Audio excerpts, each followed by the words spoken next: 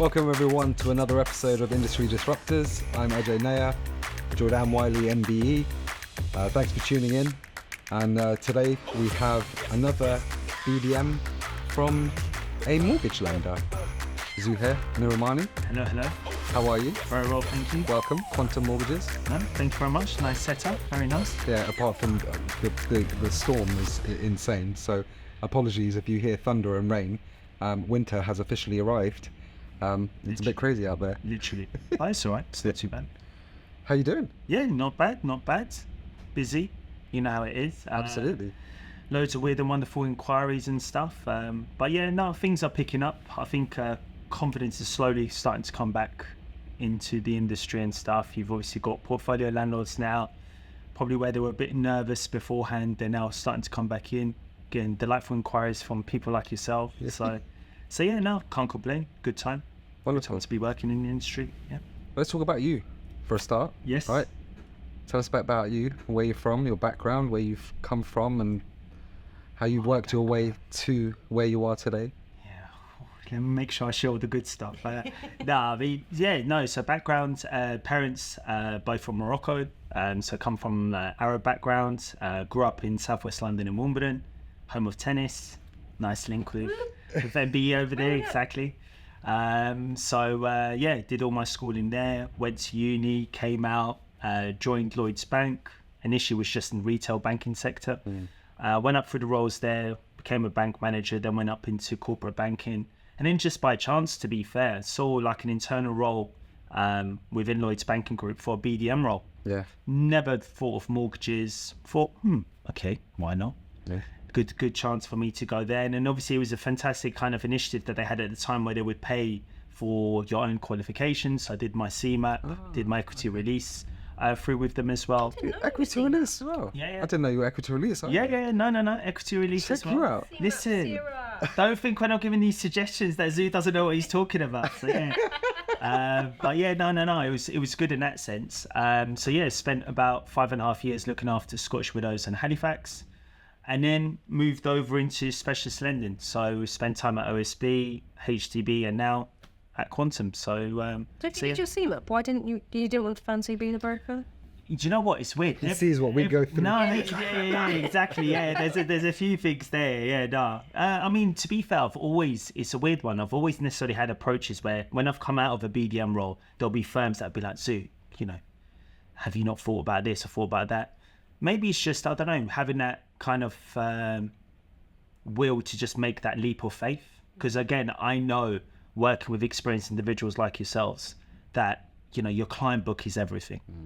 And, I think maybe in hindsight, if I was maybe a couple of years younger, didn't necessarily have a family and stuff like that, then I could say, right, do you know what? I've got 2 years where if I'm not earning that much, I can get away with it, build up my client book, and then obviously, embark on either, working for a DA firm or something like that. Whereas now, still, I know people that have been BDMs and they've done it, and they've become very successful from it. Obviously, I see, people like yourself going on nice holidays, and I'm there going, gee, how's it funding these kind of things and stuff? But nah, I mean, it's definitely something to think of, I think. But for now, I get a lot of thrill and joy in terms of like getting complex cases over with individuals like you guys and build up relationships with different firms and stuff. So yeah, that's awesome. That's me in a nutshell, really. It's good. Yeah. It's an interesting background. I mean, I know we've spoken multiple times, but literally, like both of us had no idea that you had done your CMAP, you'd done your CERA. Yeah. So from a BDM perspective, you get it. Oh, you understand it. 100%. I think the successful BDMs, the ones that do have those fantastic relationships with firms like yours and great relationship with firms within their patch, are the ones who understand what a broker goes through on a day in, day out basis. I think it's very naive to just look at things from an app perspective and go, all right, how many applications can I get from this firm or that firm, without actually understanding when you're sitting. Yeah, exactly. So when people make knee-jerk kind of suggestions, go, just dip it. Well, when that person has to do 25, 30 dips in a day, they need a better steer than just dip it. So I think that's where, that kind of rapport then starts building up. Because funny enough, actually, So it's a good point that you just raised now, because I remember one of my first interactions with Jordanne, and it was actually on a negative. OSB. Yeah, and it was actually on a case that fell Is that out. me cussing Connells? Well, yeah, you've always had a special relationship with her, but I mean, yeah, it was funny enough. It was one where we had a very frank conversation. It was one that fell out at valuation stage. With Jordanne. Yeah.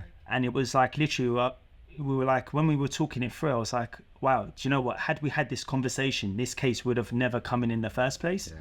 And it was opening that door. But then at the same time, it's also instilling confidence in her, in people like you, that you can pick up the phone and have a frank convo with me, and I'll give you a straight black and white answer, rather than, subject to valuer's comments. I know that's one of your other favourite lines.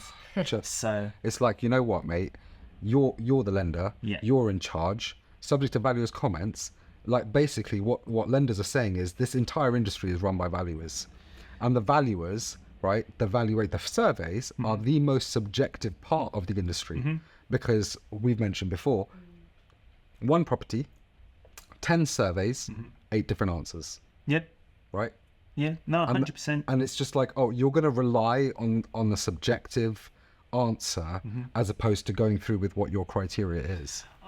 There's that point, but I think also at the same time as well, I think those that will apply themselves to, each lender will give their valuer guidance notes to this, whichever panel that they're necessarily using. Yeah. And I think it's imperative that a BDM necessarily educates themselves on what those guidance notes are. Yeah. Because you'd be amazed, like, how many times you actually go through it and you're like, oh wow, we actually tell them to do it, or we actually tell them to do this or do that. So, in a way, even when you tell valuers to do something, they still don't do it. Yeah. So I just had that one with a bridging lender, and they told them, go out, this is going to be split on completion, so I just want the split value. Yeah. He comes back and gives them one title. Yeah. And then they had to raise a PVQ with them. Be like, this is not what I asked for. Yeah. Like, I don't give a shit what that is, because that's not going to be what it is. True. And it just wasted another week. No, you will 100% you'll go through them scenarios, and we could even bring up like scenarios even when it gets to conveyancing stage, man. But I think at the very least, when you know that you've ticked as many boxes as possible, at the very least, you know that, right, if I followed all the processes and if the guidance notes say this, I've got someone in my corner that will basically fight for me behind closed doors. And I feel like that's where you guys necessarily definitely warrant those relationships with the BDMs that you have them kind of contacts with. Yeah, because I remember when we first had the conversation, and obviously you had just become our BDM when you were at OSB. Yeah. I remember that. Yeah. Because we had someone. We were with that really nice guy, Andrew Williams. Yeah, and then did he retire? No, he got promoted. He went up the ladder. Yeah. And then I was like looking on the website, when you get the little VDM and you pop up, I'm like, who's this guy? Yeah, big fat smile on there. He looks too happy to be a BDM. What's going on here? Yeah. Every other mug shot is like this. I know. Yeah, everyone's like. You're like, it's like the first thing I thought, I was like, he's like Jim Carrey. Yeah, just smiling. I love it. No, it's got But I remember I was just like, oh, we've got this new guy. I have no idea who he is. Let me call him up. I called you up, and then it was instantaneous, like the rapport. Yeah. It was instantaneous. There wasn't even a second's wait before we're buddies. Yeah. Right. Yeah. And you were very frank with me. You know. Obviously, because OSB, they've got Precise, they've got Kent Reliance, they've got Interbay, and you were working on the Kent Reliance and Precise side of things. Yep. Now, Precise and Kent are very different lenders. Oh, for sure. Very different lenders. Sure. I think they've got a lot closer now, to be fair, compared to what it was. I think like from a vanilla case point of view, it's Precise. From a non-vanilla case point of view, Kent has a little bit more leeway. Yeah, for sure. Yeah. But you said that this one's for Kent, mate. Forget Precise, because it's not going to fit there, but it is going to fit there. Yeah. And I was just like, and it's just like, very rarely do people give that honest. Do you know what I mean? They're like, oh, just put it through and see. Like, some people just don't care. Obviously, you had the benefit of having two lenders that you were looking after. Oh, it makes a huge difference. So for you, it was a case of, well, it doesn't matter where I go. Yeah. I'm going to get the business. Exactly. But you were very clear on what I should do, how I should do it. Of course, our conversations always surrounded Connors. Yeah. And we always had that battle with surveyors, which, you know, it is what it is. So do you remember when Zoo left OSB, devastated. And we were devastated. I was- But we honestly. both of us, we were like, on your LinkedIn every day, like, where did he go? Yeah. Where did he gone to? We were waiting for a Do you little know one what? to pop up. Oh, but I messaged you on LinkedIn. I was like, mate, you've left us, and you were just like, oh, I'm so sorry. I meant to call you, but things got in the way and all the rest of it. But it was that thing. Like, we had a guest on earlier in the season, a guy called Andy from Together Money. Okay. I think you've met him before. Yeah. So it was the same thing with Andy. Like, wherever he went, I followed him. Just Yeah. followed Because like there are BDMs that we want to work with because we know, one, they're gonna fight our corner. Two, they're gonna be honest. Yeah. Right. And three, the rapport that you have with someone, and you can talk to them frankly and openly. Yeah. And that was it. But Jordan's actually, we literally just like, where's he gone? Where's he gone? Where's he gone? Where's he gone? And when he went to HTB, it was like, right, yes, right, you've gone to HTB, blah, blah, blah. And then obviously when he moved to Quantum, same thing. a huge Here's the thing. Before you came to Quantum, Yeah. did we avoid Quantum? We avoided one. We avoided Quantum, right? We avoided them. I don't even think I had a beat yet. We didn't. No, we did. Serena. Yeah, but she left. Oh no, when she left, yeah, then we Yeah, had no, yeah. we had no BDM for quite a large period of chunk of time, time, yeah. yeah. But then when you came in there, how many cases have I done with you now recently? 3, 4? No. And then, Like in the last Jordan's month or even two? done a few as well. Got some coming. Got some coming as But well. and here's the thing, if you don't feel welcome, Yeah. if you don't feel like, you know, I want to work with this person, from your perspective, I mean, hopefully I'm right, but I get the opinion you want to work with us, Oh, 100%. right? 100%. So, but I didn't get that, and you didn't get that until you joined them, and then all of a sudden it was like, you know what? Let's get like Zouhair's there. But I was open with you when you first worked for Quantum. Yeah. We went for a I coffee, remember and I was our like, first "Mate." coffee chat, she was like, Zoo, nah. It's not. I was like, I'm not going to bring you I was like- anything. I was like, I literally- you. I was just there holding her hand outside the Tesco like, Jordan, please. I've got a baby to feed, please, Jordan. So, nah, but I mean, you know what? But you were honest, you were open, and you always said, it's like, why haven't you told me this? Yeah. Why discuss this with me? Yeah. Like, we can do this. I goes, you know that's never going to work. There's no point.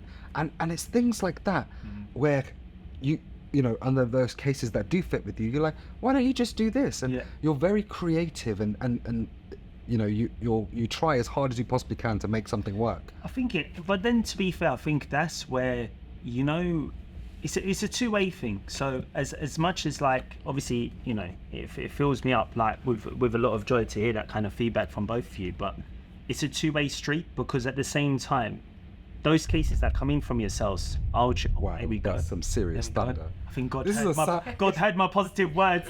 He heard my positive words. This is a soundproof room. Yeah, We're no, hearing that. exactly. But it's a two-way thing, because when your cases come in, I think it's one of them ones where you have those relationship with those BDMs, they see them as their own cases. All right. So I don't see it as, Mercury Investments Limited. It's fine. It's a portfolio of 5 cases. Yeah. If they come in from yours, I'm like, right, they're my cases. Yeah. I need to see this through to val stage, to legal stage.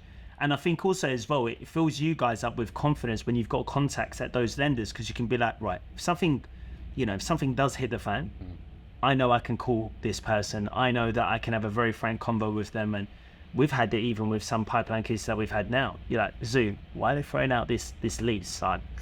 Straight away, one phone call with the underwriter, done. Yeah. Well, I think that stresses the importance of what we were talking about earlier in the relationship. season, about the relationships. Is so With- oh, important. yeah. And so Massively, yeah. because that's one thing with Quantum, is that their criteria is unbelievable. No, it's to be fair, that for me is the crazy thing, because when I've now gone out to market and stuff, it's just an education piece. That point that you just touched upon there, the one thing I've always emphasized, and I think why necessarily I've been able to like build up the relationships with firms like yourselves, is brokers are not looking for answers, they're looking for solutions. Correct. It's as simple as that. Correct. It's very easy for me to sit there.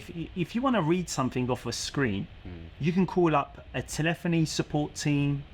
You can look on their website yourself. Yeah. I can send you a little cheeky link. Yeah. This is my views on this. But at the end of the day, that's why I think is, you know, even the power of like face-to-face meetings, or even frank convos where I can just say to you, right, lay everything bare on the table. Tell me everything. who has this guy got, who hasn't he got? The amount of times we've talking about SPV setups, and then there's a fantastic individual lurking in the background that could come on, that for whatever reason they didn't think about it, but by that person coming on, the world is your oyster. It's brilliant you say that, because Jordanne said to me just yesterday, because I had a case, she was like, oh, just give him 1% and give it to Quantum. And I was like, I didn't think of that, but it's because you had said it to her. And then I was like, that's brilliant, because that's why I was saying, like, your criteria, what you can actually do as a lender is really good. The couple of things that wind me up.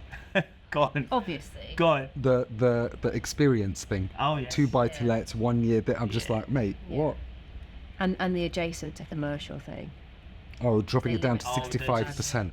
But then it's still, at least we still do it. There's an option. I mean, it's completely different to... Just look at us, right? How we avoided quantum, because we had, even though the criteria is unbelievable, we had issues with processing, and because we didn't have that relationship, we didn't have after our old BDM left, we didn't have that relationship. There wasn't someone we could come to for help. Wait, you had quite a bad experience at one point with someone on the phone, didn't you? Yeah, a terrible experience. Yeah. So and the thing is, remember, she said that when we first met. And that stays with us for a long time. Today, it stays with us till today. So every time we've ever seen her, we're standoffish, because we're like, that you weren't very nice to us. And why would we come to you when you're not very nice? I've always said it. You brokers have memories like elephants. I swear to you. We didn't submit a case for 2 years? No. And then you come on. And then we've got 5-6 cases already. No. Trust me, but it happens. I think it's one thing that I've always necessarily been very conscious of is, when a bad case happens, a broker can talk about it. The amount of times I've gone to award dinners, you speak to someone and they'll be like, oh yeah, I remember that case, 1997, I was sitting in my garden.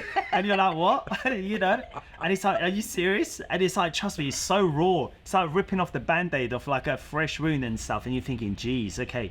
So I think that's why when you take each case very personal, and you're like, okay, it's not to say that anyone who places a case with Zoo or with anyone that you guys have great contacts, that there's always a positive outcome at the end of the day. No, but we're gonna have issues, right? Yeah, and that's a given, right? Exactly. Nothing works perfectly. True. But the fact is that why we're bringing cases to you now is simply because, if I know I can pick up the phone, call Zoo, and he will do whatever he can. You'll either say, I got you, let me sort this out, I'll come back to you. And then you do, right? And you'll call me back 15 minutes later, right, Ajay, I've done this. And it's just having that, it's almost like I've got this guy in my corner. When you go into a boxing match, and the most important person is who's in your corner, right? And that's what it's like having you there. And that's why, even the offer that we had just a week or 2 ago, or whatever it was, we were sitting there waiting. I was like, wait, what's going on? Why is this not offering? I've got the client on the phone to me saying, Ajay, where's my offer? And then you're like, mate, I got this, don't worry. And that evening, I got the offer, and it was brilliant. No, but do you know what? In defense of those that work in the back office scenes and stuff, I can't necessarily make out as Zeus does absolutely everything. But I think it's also touching upon the point of where I was emphasizing about the relationships that the really good BDMs have, with firms like yourself. It's also another thing that I've never ever taken for granted about building up the relationships with those in the office.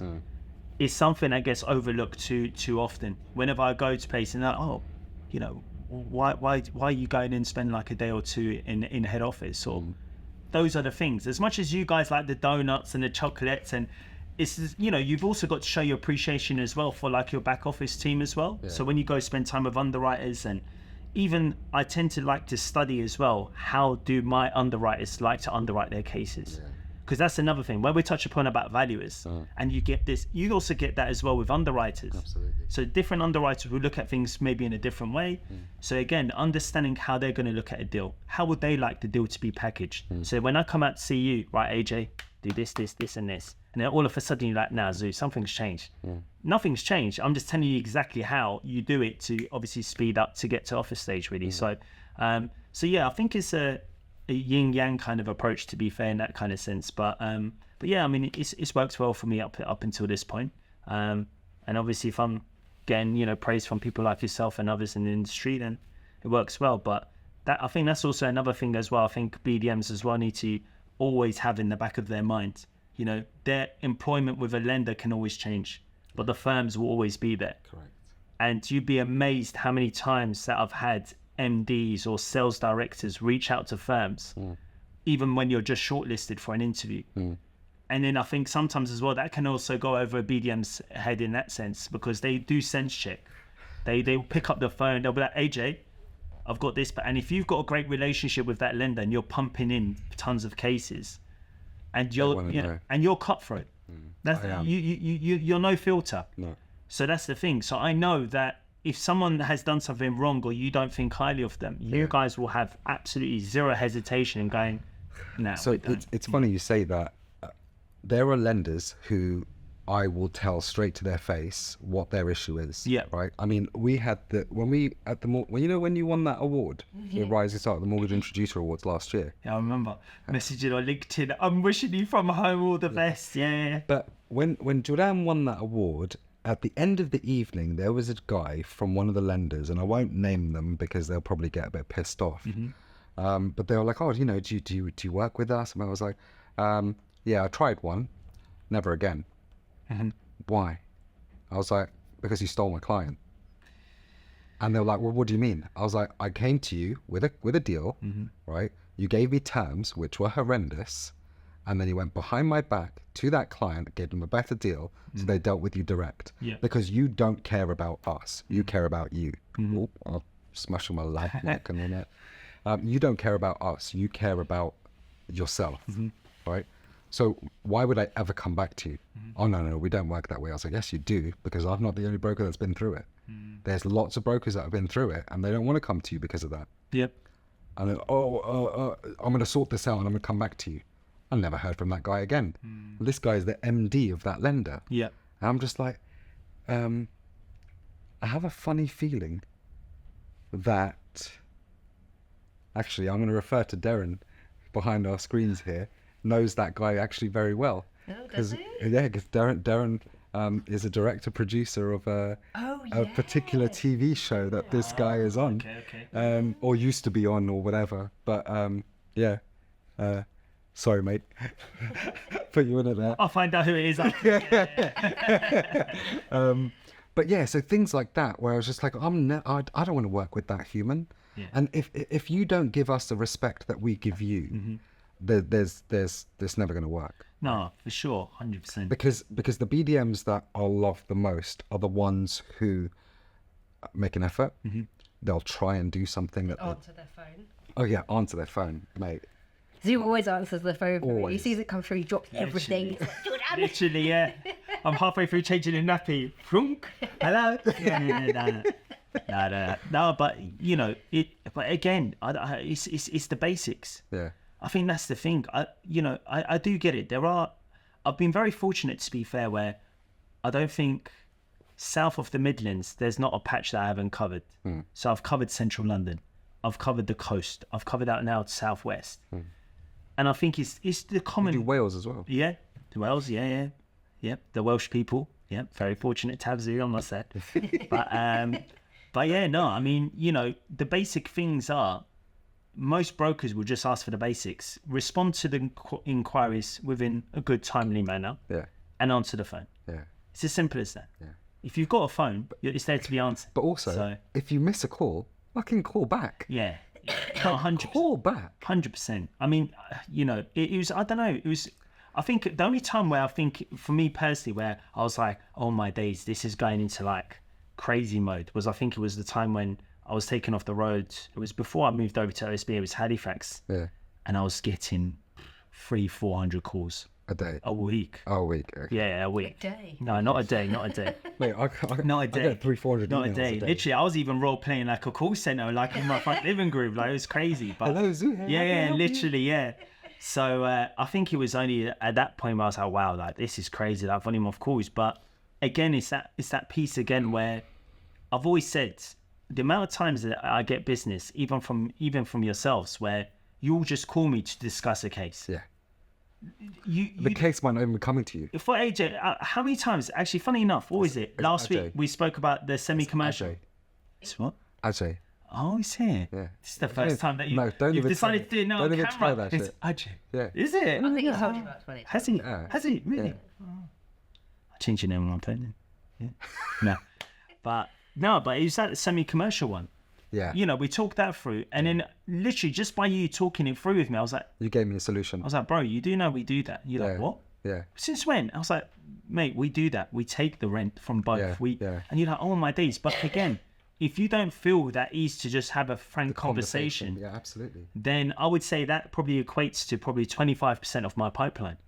People just calling me just because they know, one, he's responsive, and two, if he can't do it, 9 out of 10 times, Zoo will probably say, what about this lender? What about that lender? And I think that's also another thing as well that some BDMs to a degree miss a trick on. They think by not being able to do the business and not giving solutions, oh, well, you know, if it doesn't fit with us, trust me, that broker ain't calling you again. Yeah. You know, if you answer the phone and go, Zoo, can you do this? No. Blunt, just no. And I think from a lender's perspective, when they know they can't do something, they're so coy. They tend to be very coy. They're just like, well, fuck them. If we can't do it, they can't do the case. And it's like, mate, we're a team. Like the industry is a team, but they're so cutthroat and they just want to fight with each other and they just want to do one over on an. It's just you can't adopt that process to be fair. And there are mortgage advisors like that as well. And I'm just, I just want to slap them and just be like, we're all in this together. We all go through the same trials and tribulations. There's more than enough business to go around. Like, stop being a dick. Well, the most successful ones I see even now on LinkedIn and stuff are the ones that actually get together, have meals with one another. Absolutely. Some specialize in development finance, some do bridging. And here's the thing: we've got a broker on this show, and people are like, "You what? Yeah. What? Why?" I was just like, because we're not dickheads, right? Do you know what I mean? Like, there are some certain people in this industry who, like, they'll do an event. Oh, I'm not having any mortgage advisors come to this event. Yeah, because it's the me show. Well, I've had that. That's why I mentioned it. I got in though, didn't I? You did get in. Chill them. But it's just like, chill out.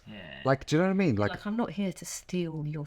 I don't care. Like, some very close friends in this industry that are brokers. That we discuss everything, right? We'll help each other out. We'll discuss cases with one another, without obviously giving away who the client is, what the property is. We'll discuss a scenario. I get 20 calls a week from mortgage advisors. Like the WhatsApp group that you have as well. Absolutely, and I've got a WhatsApp group where mortgage advisors come to me continuously, ask for my help, right? Clients who have left me go to mortgage advisors who then come to me and say, I've got this deal. I'm like, yeah, that's my old client. They're like, oh, I'm really sorry. I was like, I don't care. I was like, it just, but then I would then give that advisor the advice to go and do that case. Even though that should have been my case, but that client is no longer with me. Do you know what I mean? Yeah, no, but for sure. I don't care because it's got nothing to do, like, it makes me different. There's so many deals that can be done. And if you care about a client, like I care about a client, if that client's not with me, I don't care.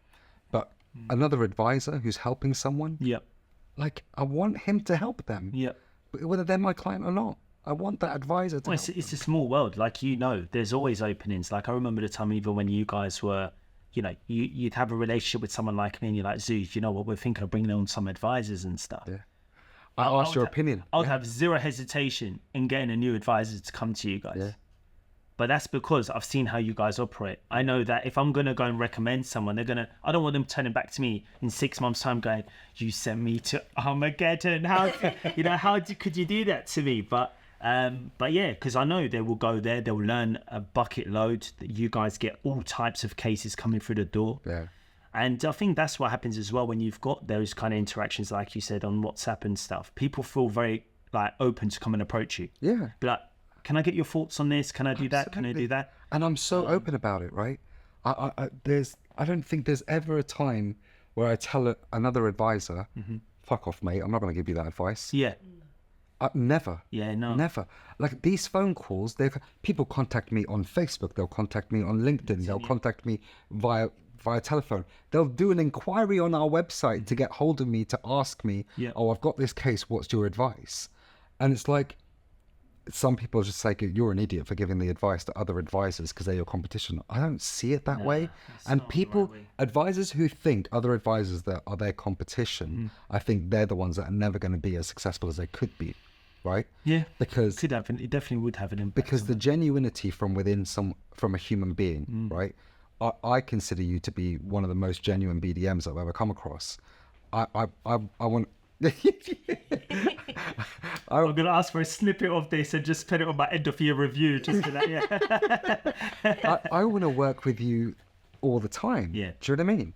Like, I almost want to say, right, Zoo, let's be a broker. Yeah. You're qualified. Come and work in my office. My feeling's mutual. Man. I will sort you out. But it's like, I think that combativeness, that ugly behavior. I think, look, karma. You must see it. Yeah, but karma's a sweet thing.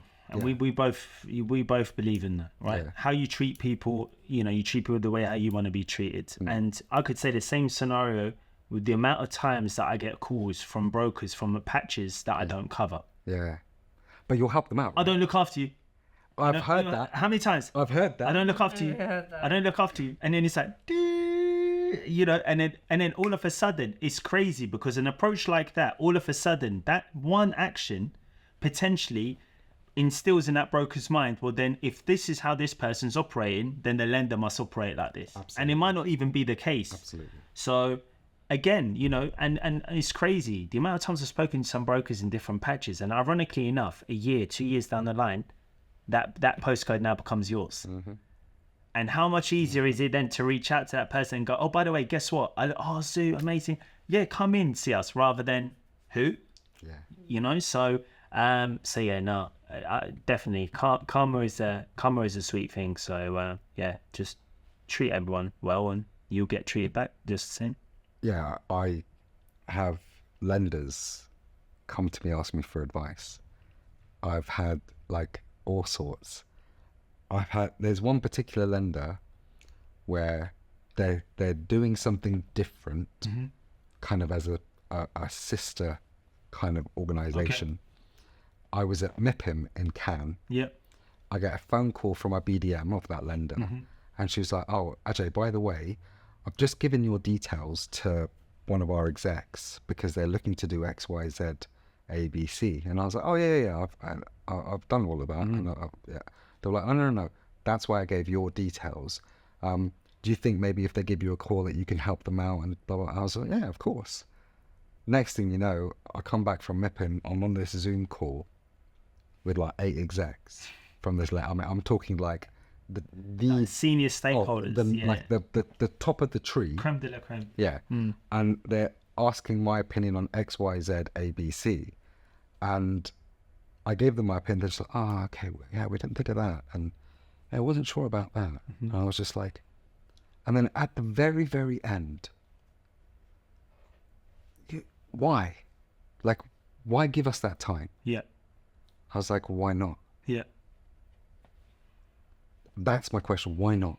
No, but also, if you want to see those kind of changes and you want to see certain lenders operate in certain ways and... Industry disruptors. Yeah, 100%. Industry disruptors. I would like to propose a change. Oh, here we go. I really just want Quantum to do Scotland.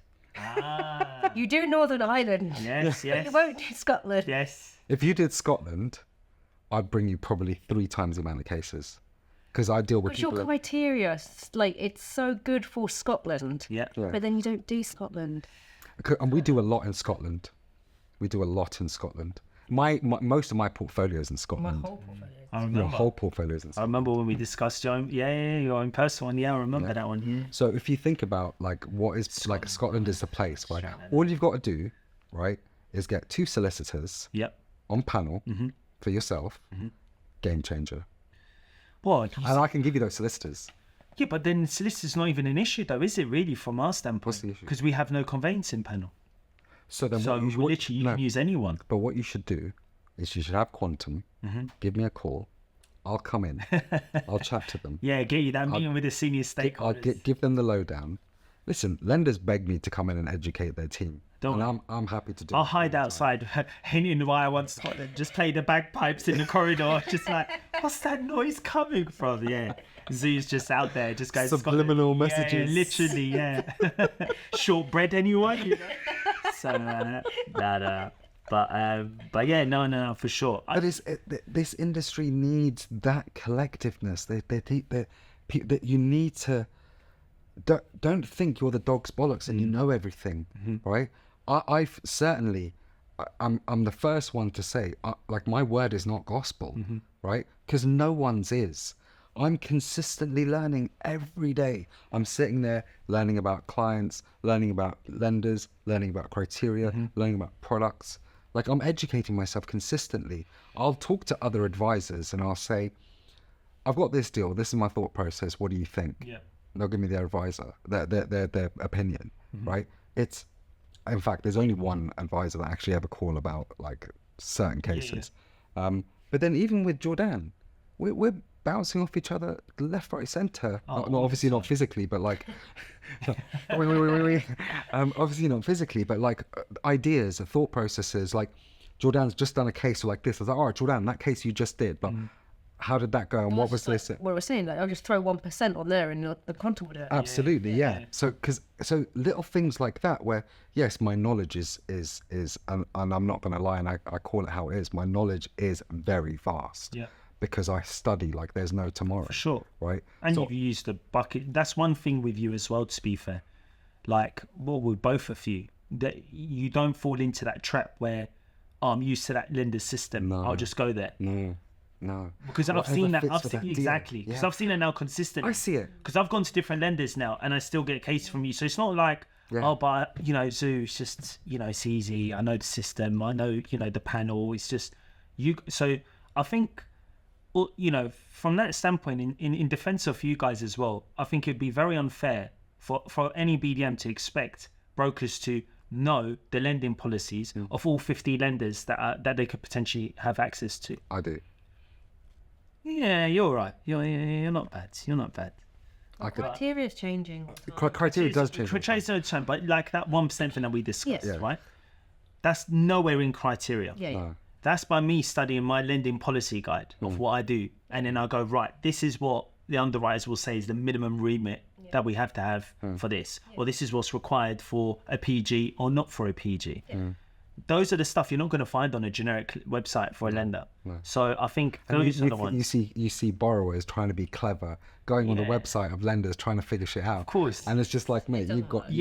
Or they get like little hints on their WhatsApp groups saying, oh, I could do this with this. And I say to clients, don't listen to other borrowers. Do not listen to other investors. Don't listen to other home buyers, because your circumstance is 100% different. 100%. Every single person is different. Every case is different, right? It's never going to be the same. Oh, but this person did this. I was like, yeah, but this reason is why they got that, and you can't, bitch. Or you know, I want to get this rate, but unfortunately the CCJs and the defaults somehow not going to get you there. So, you know, it's just one of them ones, to be honest with you. But find the right person that works for you. Find the right person that you trust. Find the right person that's going to fight for you. Exactly. Find the right person to grow together. And that's ultimately what it comes down to. The fighting piece is massive. You guys need to have confidence that, you know, this person is not just a system person. System says no, it's a no, you know. So that's it, really. Wonderful. Happy days. Well, thank you very much. You're very welcome. I appreciate your time on this show. No problem. And it's been a pleasure. Honestly, it really has. Yeah. Although I'm a bit upset you didn't bring me donut.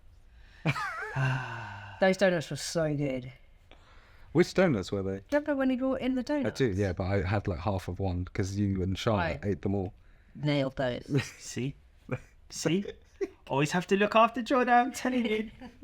But no, really, I appreciate you guys bringing me on to this. It's nice to see that you guys did this. Yeah, it's to help the guys out there, the viewers and the listeners to understand who we are, what we're about, what the industry is about, and also what's possible. Having someone like you come on here and give your opinion from a lender perspective is very, very different. Then it's nice to have someone who's from a specialist lender as well, because you know, you're not like a high street name, and not a lot of the mainstream borrowers would even know about quantum. So no, for sure, 100%. I think as well, when you're priced where you are within certain lenders, I think that's where you see those relationships come to the fore, to be fair. Because again, you're not just relying on where you're coming up on the sourcing page. Literally, it'll just be, I know that I'll get phone calls from you guys as soon as it lands on the desk. Absolutely. And then I'll get complaints from him afterwards going, your rate is what? I'm like, yeah, no. I was like, Zoo, can you sort out the rate? He's like, mate, we're a mortgage lender. The rate is the rate. How about 0.5% of the arrangement fee? I'm like, bro, it's not my money. But, I wish it was. Yeah, literally. No, if it was, I'll be like, yeah, no problem, it's fine. So, but yeah, no. Thanks for coming on, buddy. No problem. I appreciate it. Thank you very much.